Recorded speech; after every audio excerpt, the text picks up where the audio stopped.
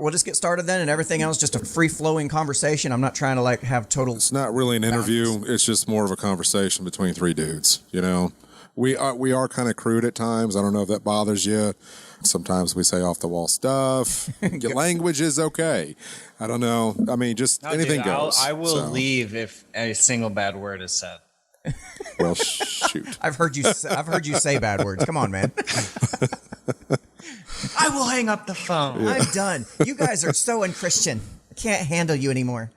So today's guest is Bill Ottman. He's the CEO and co-founder of Minds. I've been trying to get him on for a little while. He's a busy man, as you might suspect. And we just wanted to pick his brain, not so much about Minds, because he's done that interview 1,000 times, and we're not those people, clearly. So let me go ahead and run the intro. We will meet you on the other side.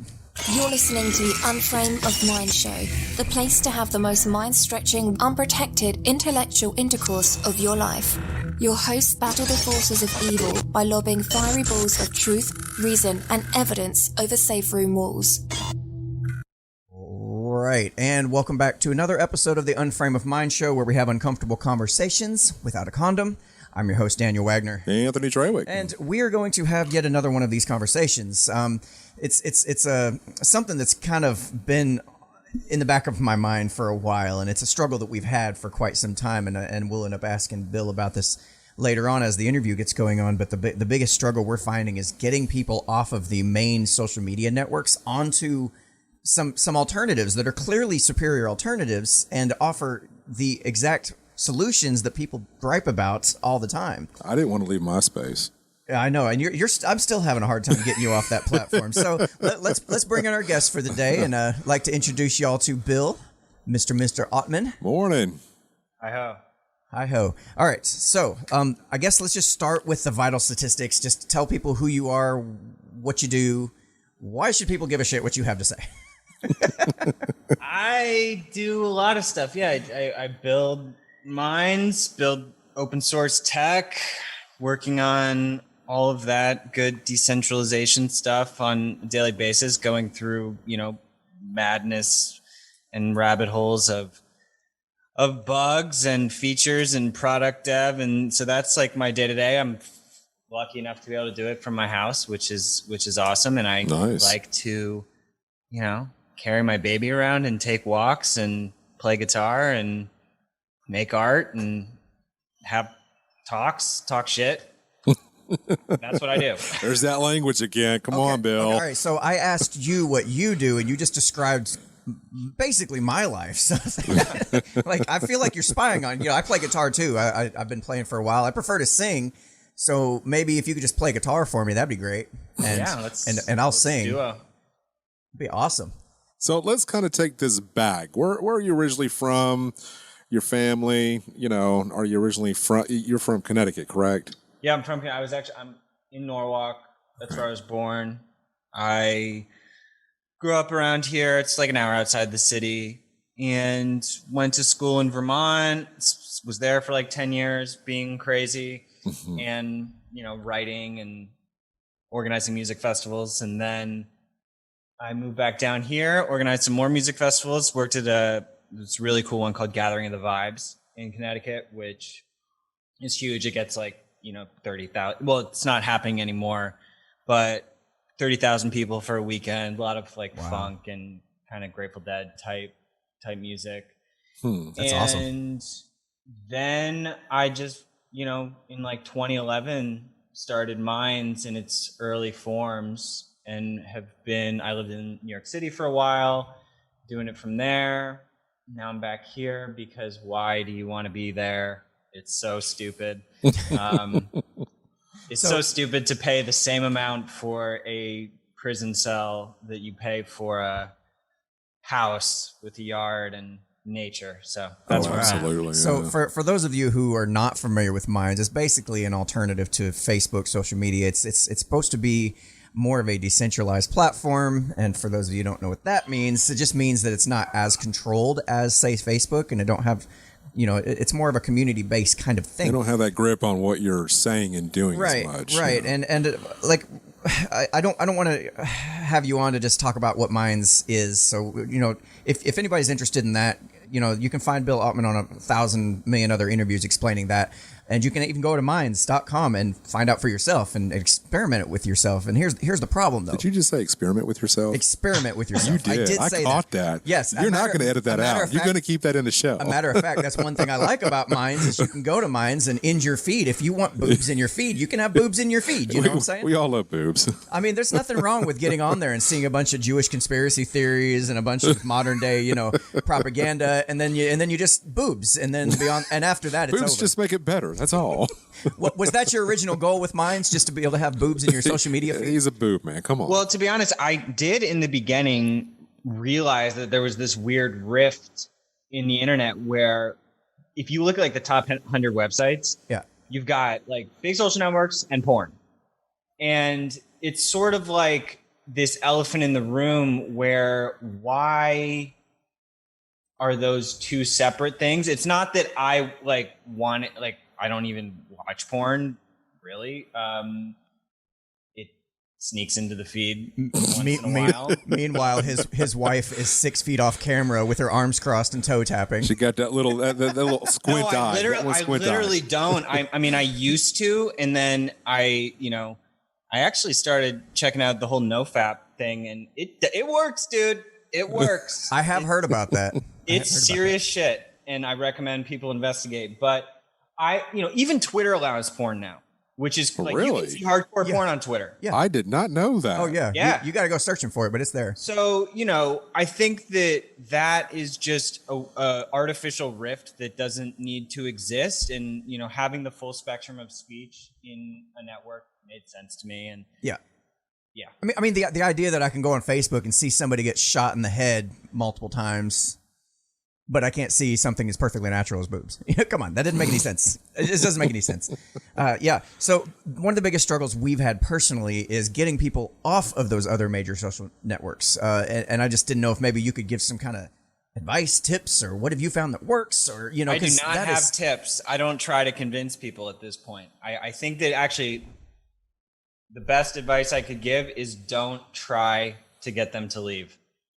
Casually, and honestly, this is the approach that I found even when talking about controversial topics in general, talking about conspiracy theories, talking about anything that's like a sensitive issue. If convincing people does not work, you can't. And even if you're able to make it work, it's sort of done in vain. And no one feels really good about the interaction. Okay. You don't want to feel like you just force someone to do something they don't really want to do. They feel it's like they're helping you out. It's like no one's helping me out, joining Minds. Like I don't need favors. It's like you either care about your freedom on the internet or you don't. And I feel like talking about it passionately, acting like you don't care if other people come, it's reverse psychology. It just that's what makes people want to get involved with it. So maybe there's even a way to campaign that, like telling people not to come. Oh, so that they come. We love it, but don't use it. Yeah, please don't use this. Oh my God, that is, and that makes sense because it just seems like you'll get a couple people over that are like your big fans and whatnot, and they'll use it for a little while or whatever. But the interaction is just not there when you have people come over, like you said, against, and it makes sense. I can't believe I didn't think about that because I'm in the business of trying to change people's minds and open people's minds to other things. Hence, Unframe of Mind to get people to see new ideas, and that has been one of the biggest struggles is trying to get people to see past their own biases and see, other alternatives, other solutions to problems that are constantly plaguing them. And it's like trying to, hit a brick wall with your face and it's just not working. So it makes sense that even that would fall under that category of, that difficult transition. Yeah. And I mean, if you're having a political conversation with family, you're talking about something controversial. I just, because back in the day, I used to be just evangelizing stuff, like trying to talk about what's really going on in the world, surveillance, all, talking about all these important issues passionately, trying to convince people to think this way. It just doesn't work. Like, I just noticed the reactions I would get were like, ugh, like, I don't really want to talk to you. And then, when you stop caring, it's like people want to talk to you suddenly. It's like it's the weirdest thing, isn't it? It's playing hard to get. It honestly is just, that's just how psychology works. I don't know. That is interesting. So maybe if we stop like caring about our followers, suddenly we'll get followers. What do you think? We'll stop caring about our women. Stop caring about women and get women. Our women, yeah. Our women and get more women. That's a great idea. That bridges into NoFap. So this is the lesson we've learned today. Thank you, Mr. Ottman. That's all we needed. We just needed some permission to treat our women like garbage, so that way we'll get more women. Also, when you invite guests on, say, "Hey, do you not want to come on my show?" See, now that's Works every time. That's probably why I had such trouble getting you on. No, you were actually really easy to get on once I actually gave it some effort and found out, oh, he's pretty accessible. So that's cool. And I like that. Your interaction with people, you make that a point to try to be pretty on point with engaging in conversation with people. And that was something I kind of learned about you through some of the other shows that you have been on. And I can appreciate that, because getting people to keep their commitments and to actually engage in conversation, whatever it might be, you just don't see it anymore. You don't. And it's one of the things that we love about this show, and what we do is we try to make the time for the people that do watch. We love talking to them, getting to know them, and it's gone to the point now to where we have a group page, and we actually do Zoom calls immediately following our live shows, because we want to get to know these people. You know, and eventually at some point, you know, if we get to a situation where we kind of blow up, you know, it's going to be harder to do. We'll just have to reconfigure. Yeah, we just want to keep that core fundamental of what we're about intact. You know, we want to keep our audience. We want to get to know them personally. And it's made a great community and a great relationship. And it's something I've kind of noticed with you on Minds. And yeah, every now and again, it's nice when you retweet one of my things, or, you know, it's like, oh, the guy's actually, he's part of the community. He's not like Zuckerberg from Mountain on High, you know, just inaccessible completely. Like, it's. I mean, it doesn't make any sense. But I think when people learn that's how he is, that's where you don't have to convince anybody. That's where, you know, him being just him is going to bring people to Minds. You see what I'm saying? And he's not fapping, so you have plenty of time to interact with people. This is true. You know, yeah, I actually lose a lot of time in my day. I am curious about that. I didn't know I was going to be curious about that before our conversation started. Lord. No, I mean, okay. I didn't know, but I'm just curious because I have heard about this a few times. This NoFap idea, and you want to explain what that is for people who don't know? I mean, it just has to do with not masturbating. Don't diddle your nutty parts, man. No diddling. And, you know, I'm not trying to come at it from any sort of like moral high ground or anything. It's like he's doing that thing where he pretends not to care. Both methodologies are you know, probably people finding value. We're on to you, Bill. You're pretending not to care. Reverse, I get it. You're really passionate. I can tell you're really passionate about this. No, I mean, you do feel more energy. And, you know, it's particularly if you have a partner, it's like, why, if it's a healthy thing, like, it just, you feel more energy, you feel better, you feel more disciplined, you know, you always feel sort of awful afterwards. You know, well, particularly for people who have a problem with it, you know, they start to feel like a lot of guilt and shame. And I think that I don't know, honestly, even a lot about it. All I know is that it's been like a few years and it's like changed the game. Like I just feel better.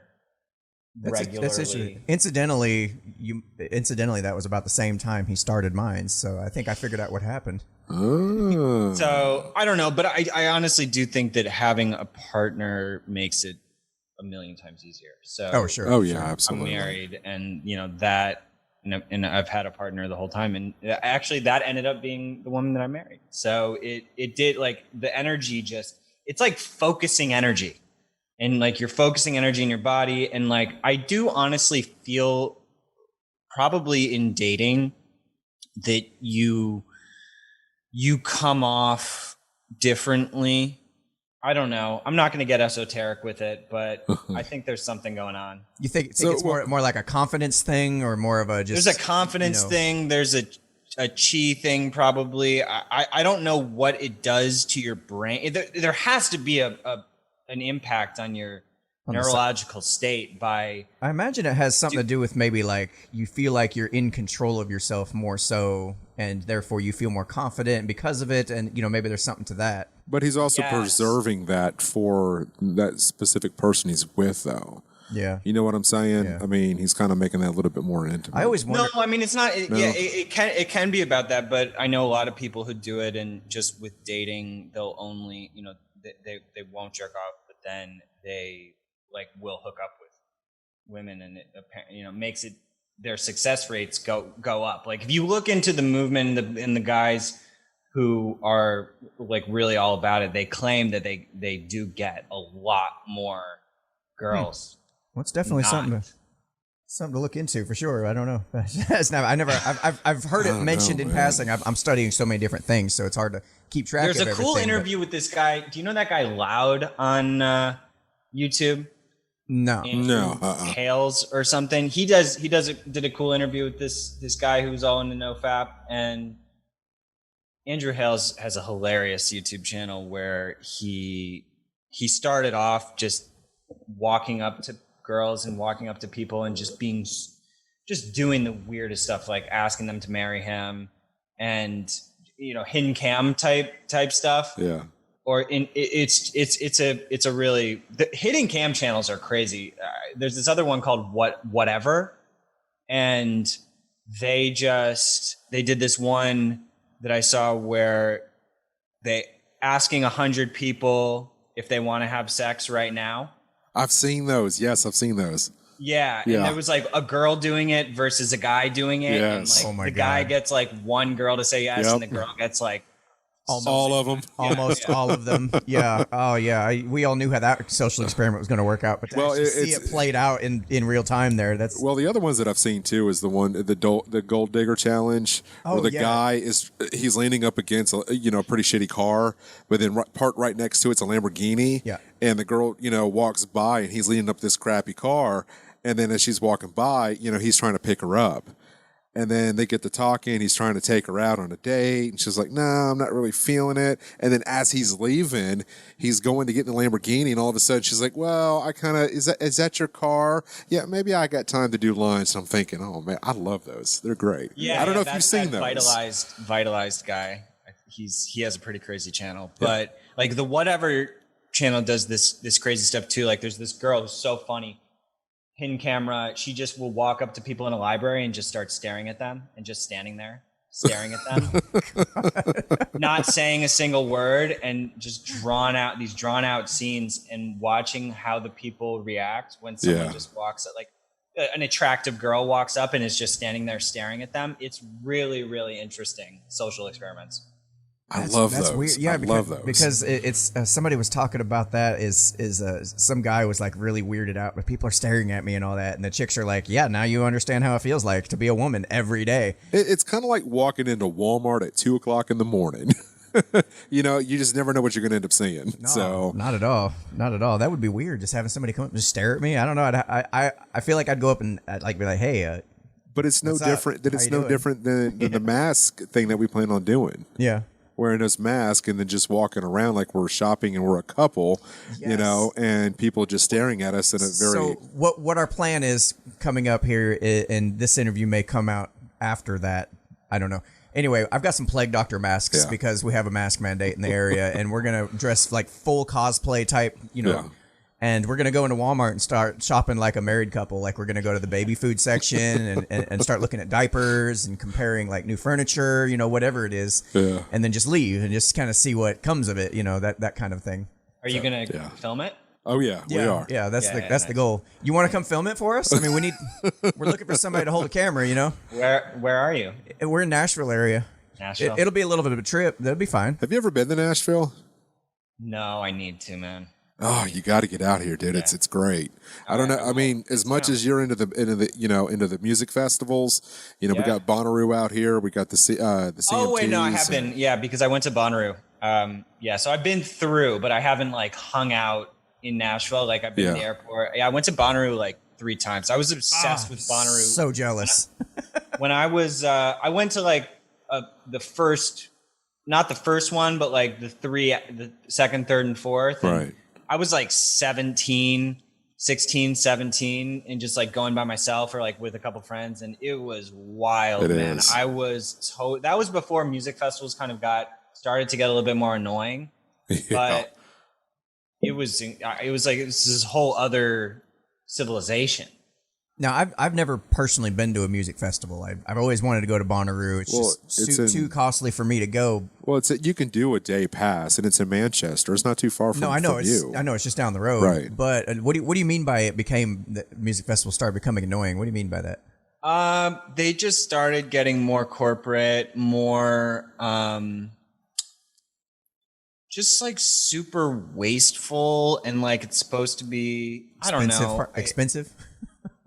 Well, the expensive, yeah, but I don't know. Just like people, I really liked the party component early on, but then it just became this sort of like corporate machine, just like ripping through towns, and all the people there are just like, wow, party trip, like not like trying to.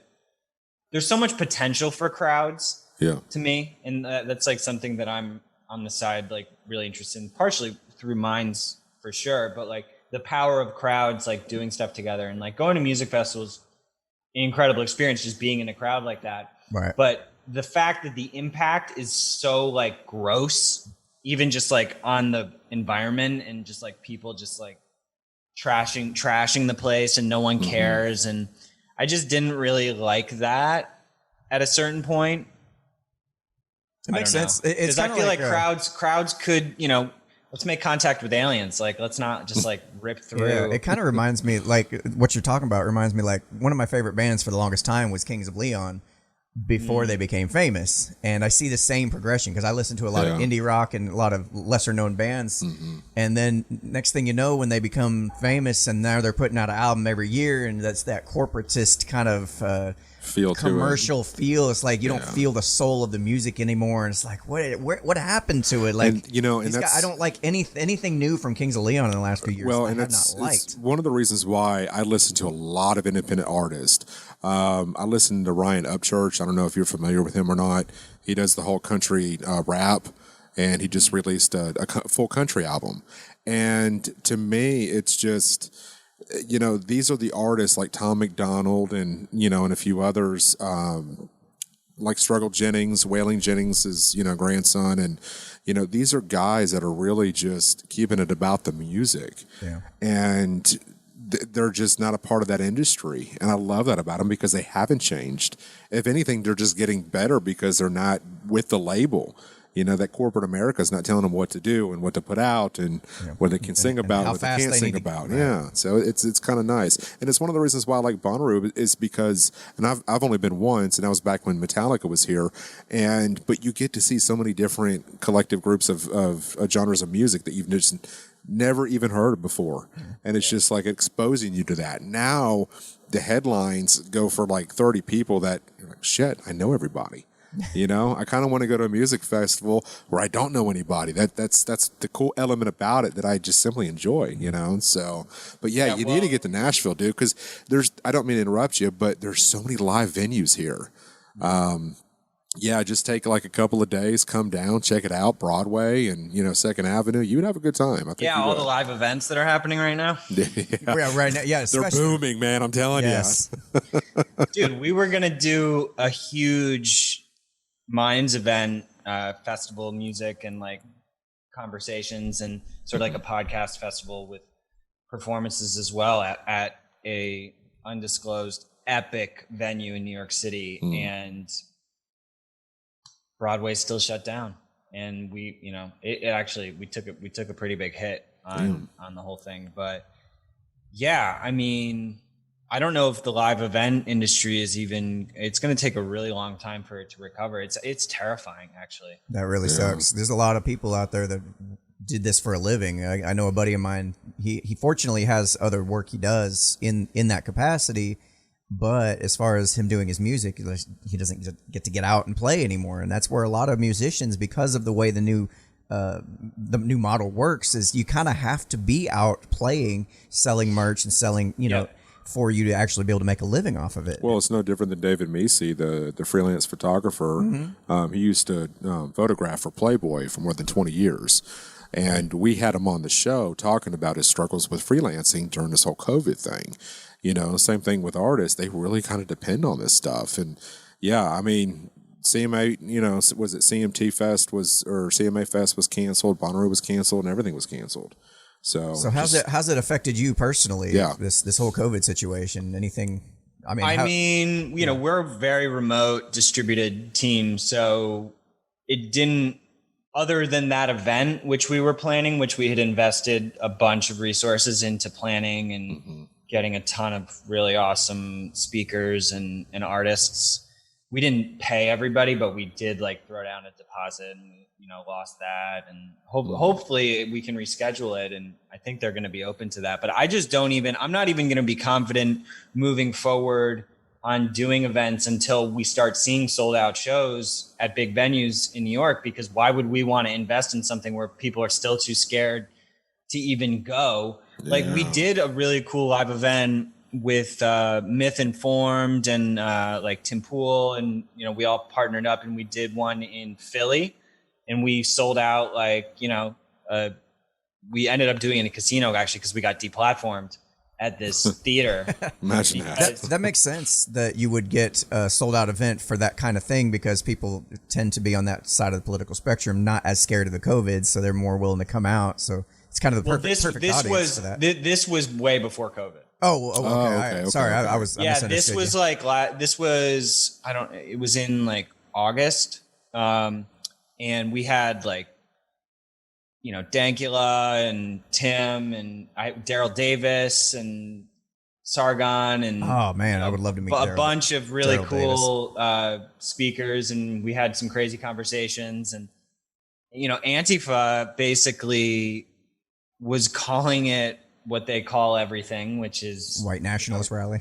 Yeah, and basically despite the fact that clearly none of these people are that, but they just don't listen. And despite the fact that we had Daryl Davis there, who is literally, do you guys know him? Oh yeah. Very familiar with him. Yeah. All right, so Daryl, I interviewed him for the headline. It was epic, sold out, people standing ovation. It was amazing. Wow.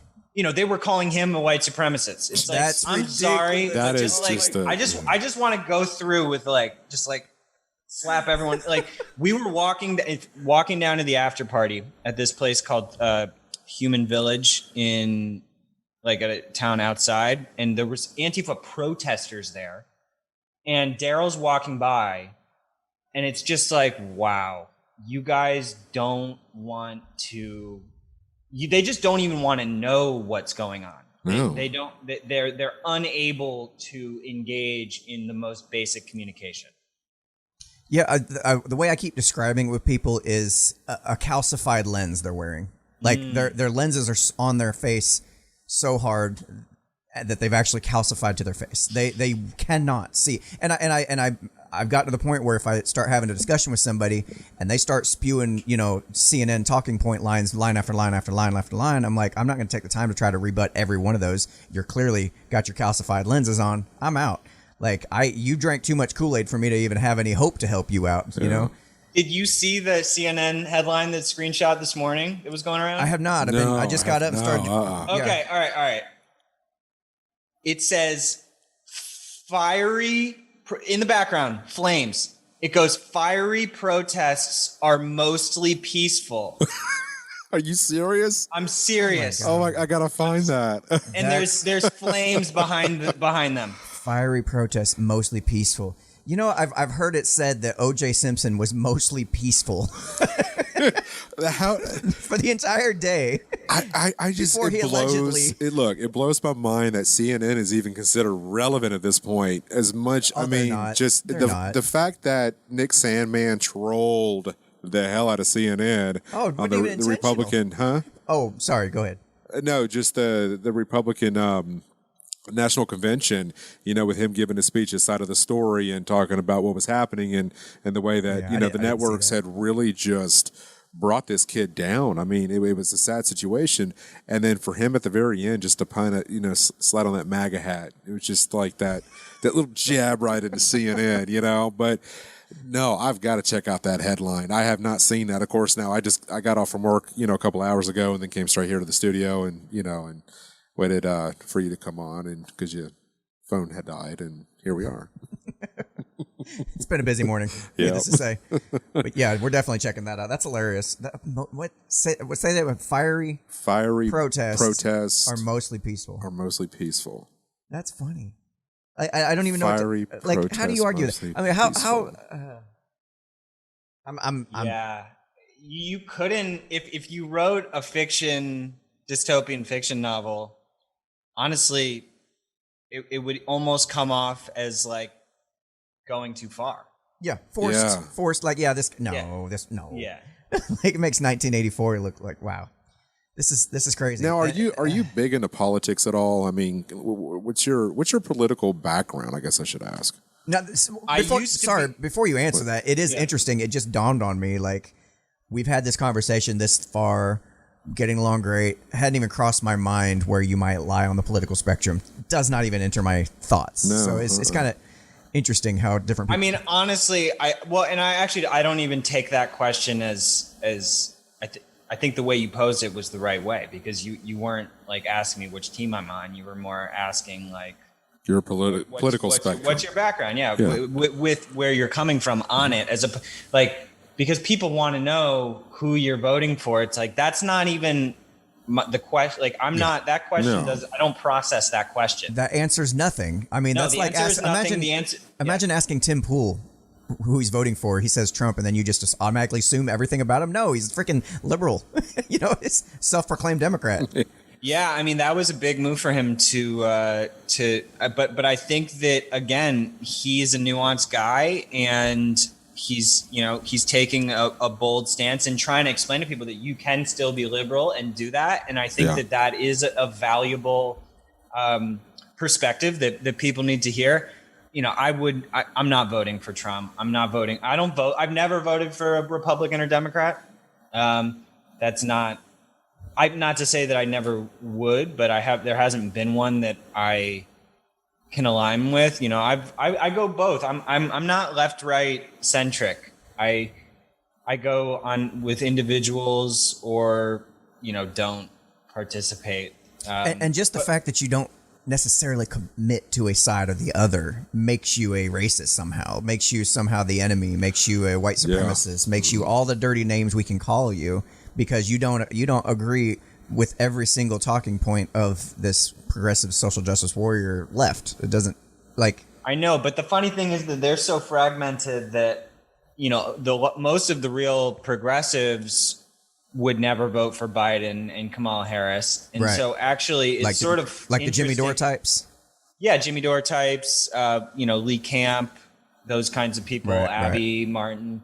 And I love Abby Martin. Yeah, she's awesome.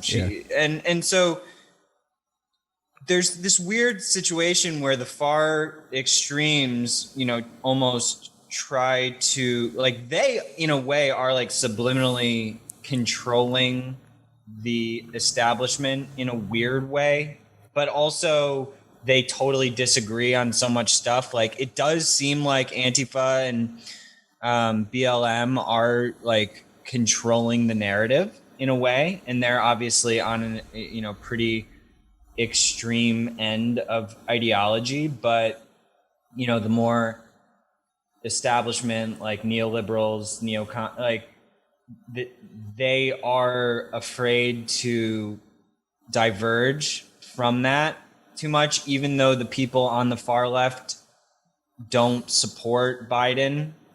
I don't even get it. Yeah. Honestly, there's no, you're not going to find a logical pattern necessarily. I think there are certain patterns to look at, but there's not like consistency with the way that radical ideologues behave. So out of curiosity, have you met anybody ever who's voting for Biden that's not an anti-Trump vote, like who actually wants Biden's policies. I have yet to meet somebody that's like, yeah, I don't even know what Biden's policies are. I love Biden because of his policies on this and this.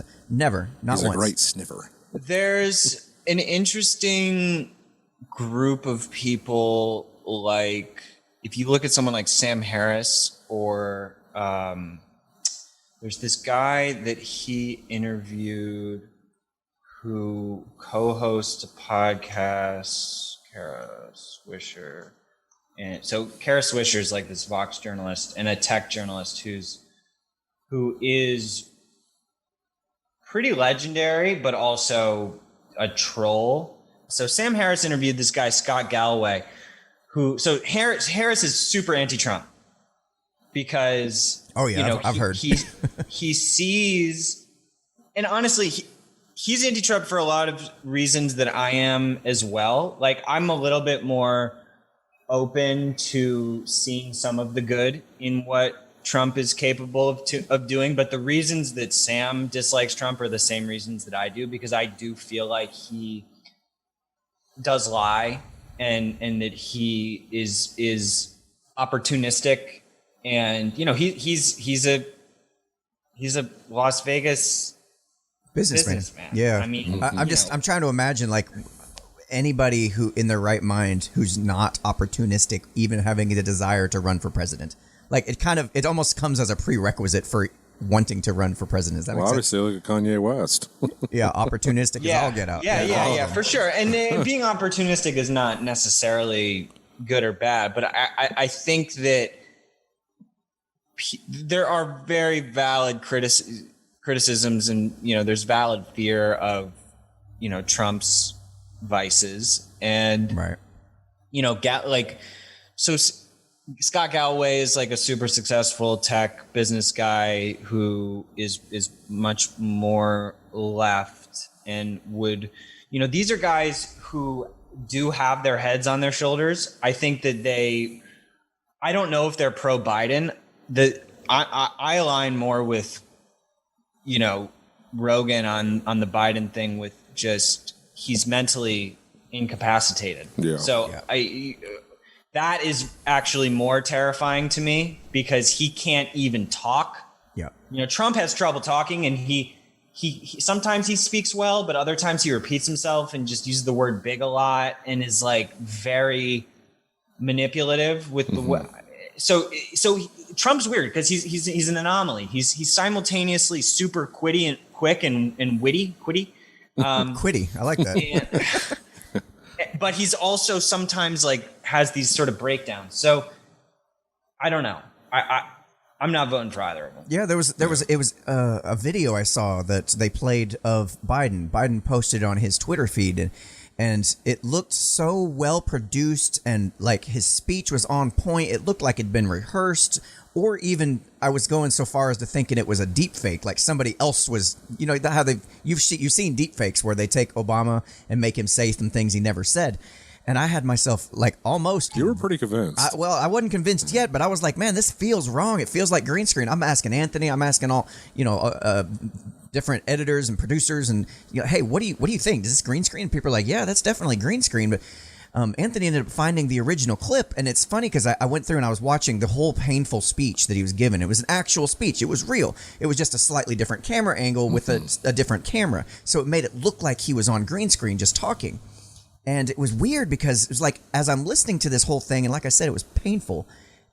That was the 1 30-second clip he had in the whole thing where it sounded like he was speaking confidently and competently. And it was like they managed taking that one little clip and putting it on his Twitter feed and makes him look great.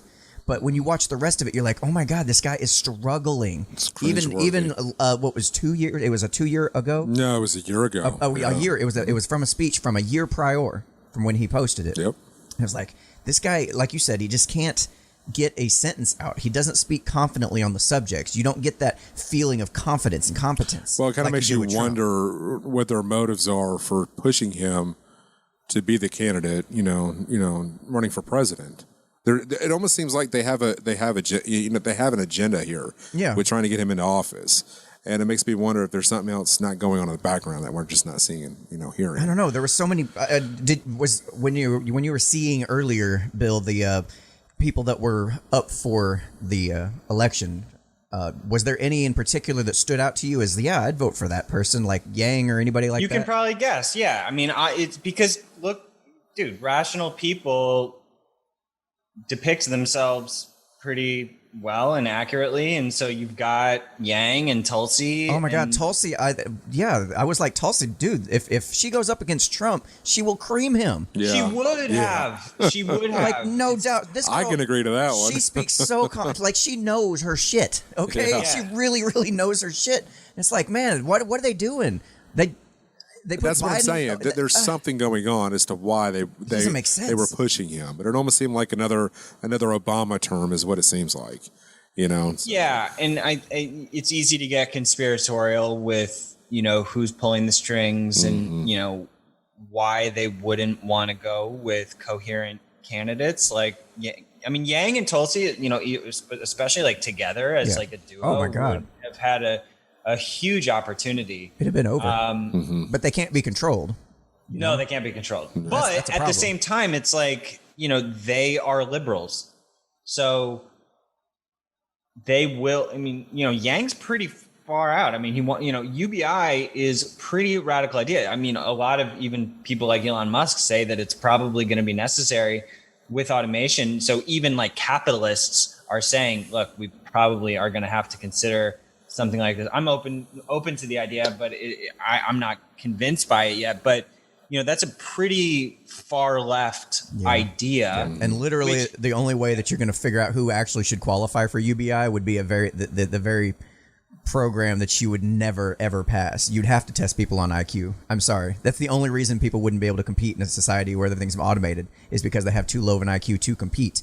Like the government, when they hire people for the military, when they bring them on, they have to meet a certain level, because under a certain IQ level, they basically unproductive or counterproductive to what they're trying to achieve.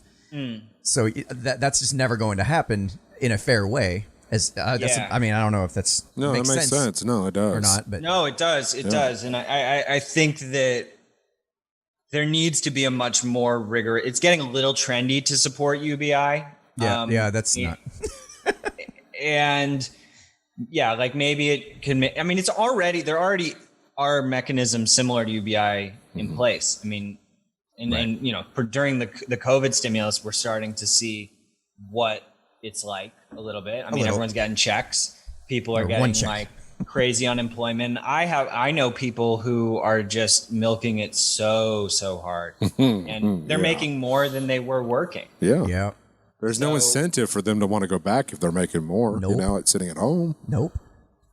All right. Well, I tell you what, I think it's running up against our time right now. So I appreciate you coming on and talking about these important issues and giving people a little bit of a view into who the man is behind the project and stuff. And like I said, Minds is a great product, and it's continuously evolving. And I noticed we were discussing the video platform, the porting all the videos over from YouTube, which is great. Is it working for you now? I have not seen anything pop up in my feed just yet, but once it should. Yeah, there's like a quota on it that we get, and so they should.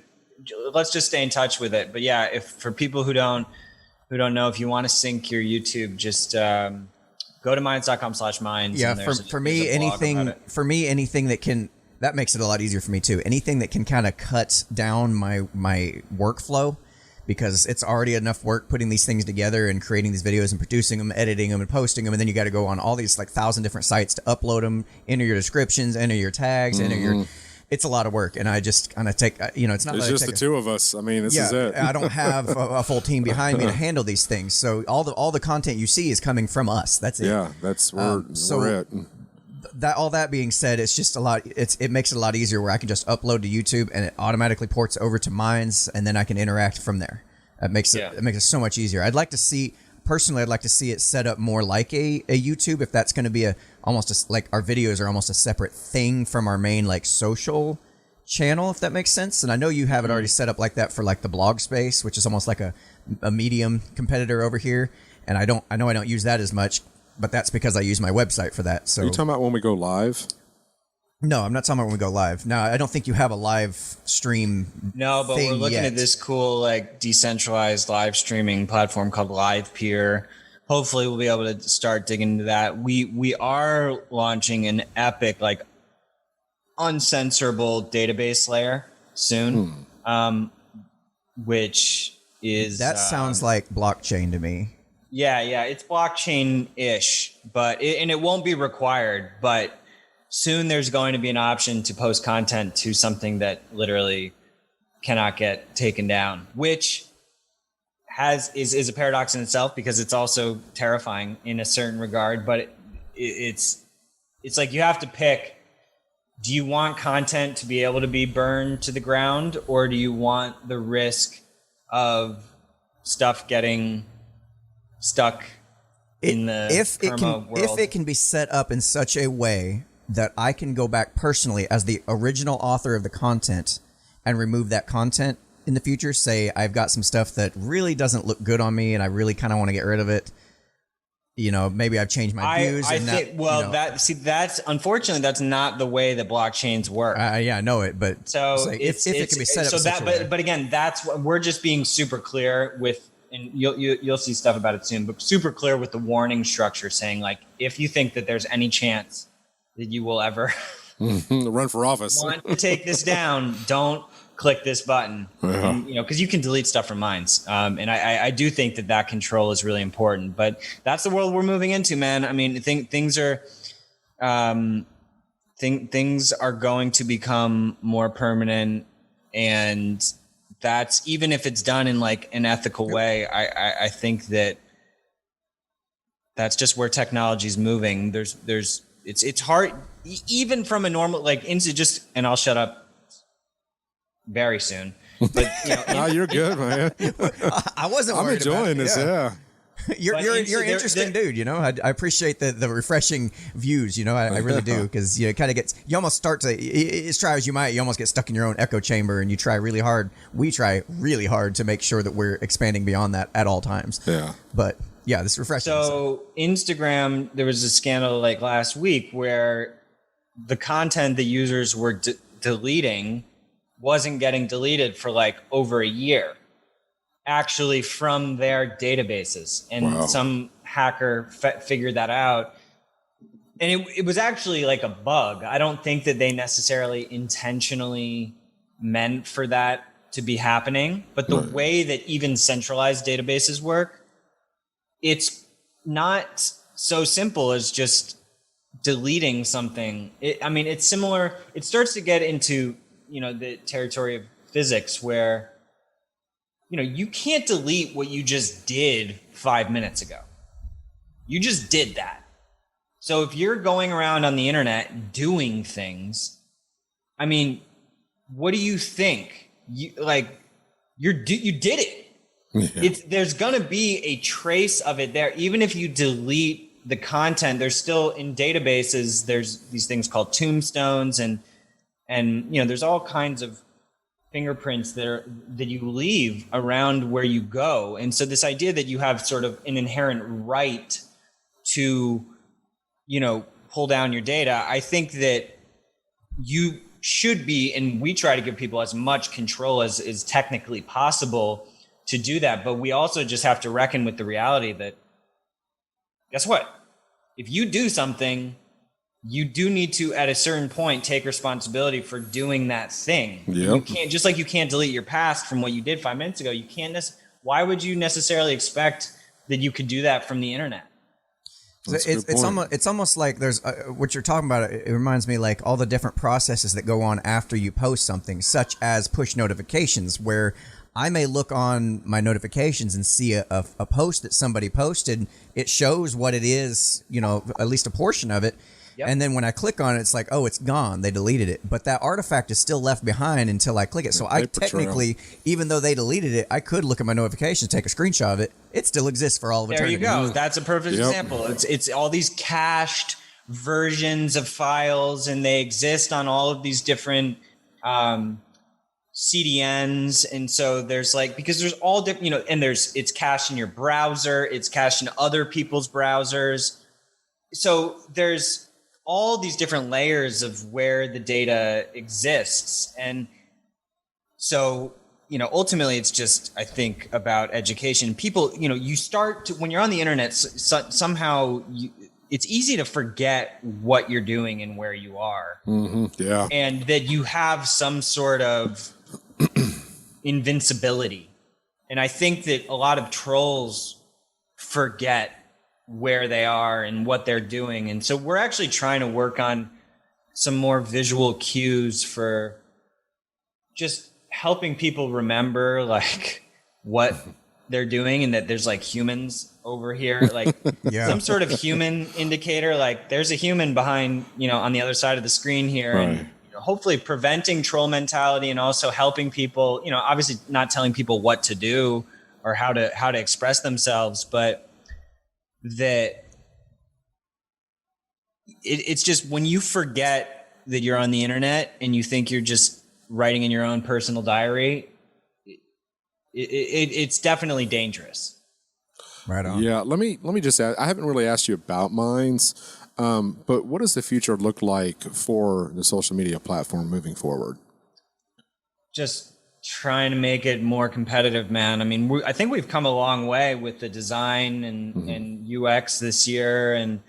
But by the way, I appreciate the update to change the posting process recently. It's because it was like, do you want a text video?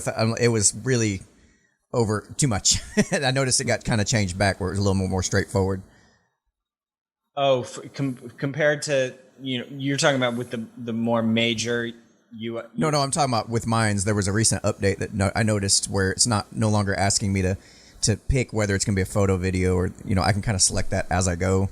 Are you talking about on the app or on the web? On the app, sorry. Yeah, on the app. actual mobile app. Yeah, I primarily use it on the app, and it's come a long way. And it's anything that takes away less clicks for me is perfect. Like, that's one reason I don't much care for Parler, because you got to like click like 4 or 5 times just to get a video, whereas on, say, Twitter, it already kind of preloads my videos and photos. When I click add video, it's right there. I just click it and it's done. I don't have to go searching for it. So anything that reduces clicks makes it the ease of use much better. That's a very strong recommendation. I think that we always need to be paying more attention to that, less clicks. But I mean, dude, generally we're just trying to, all apps are becoming the same thing at this point.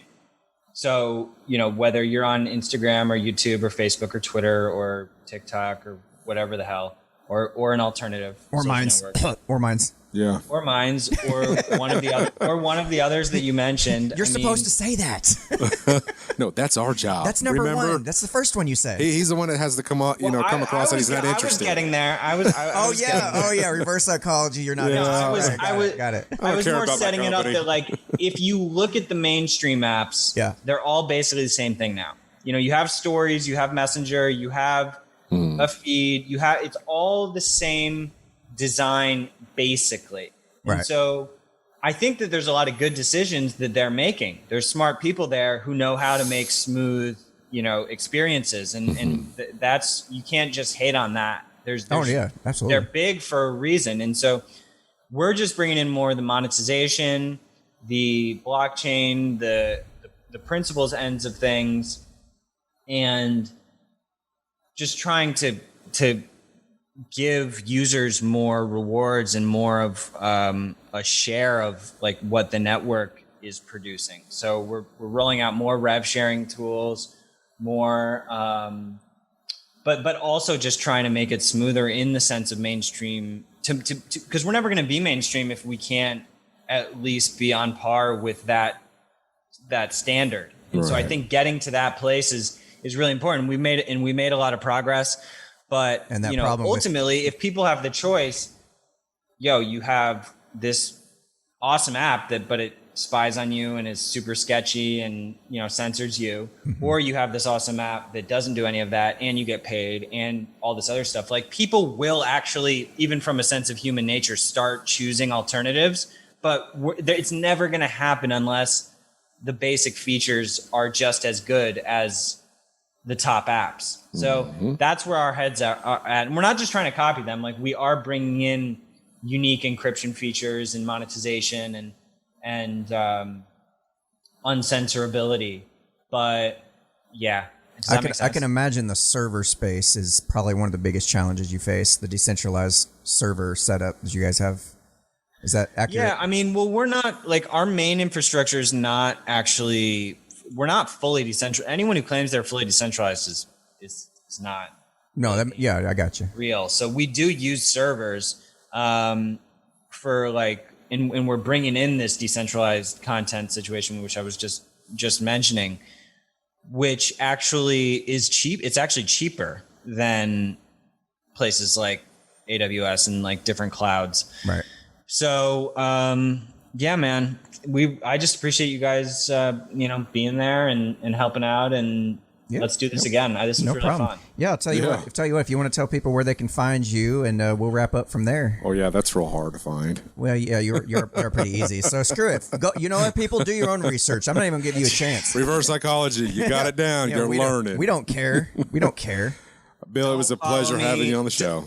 Yeah, definitely don't follow me at minds.com/Ottman, and definitely don't follow these guys at Unframe of Mind. No, please don't. We don't want you here. Oh, Jesus Christ. All right, this is great. So y'all been watching the Unframe of Mind show where we have uncomfortable conversations without a condom.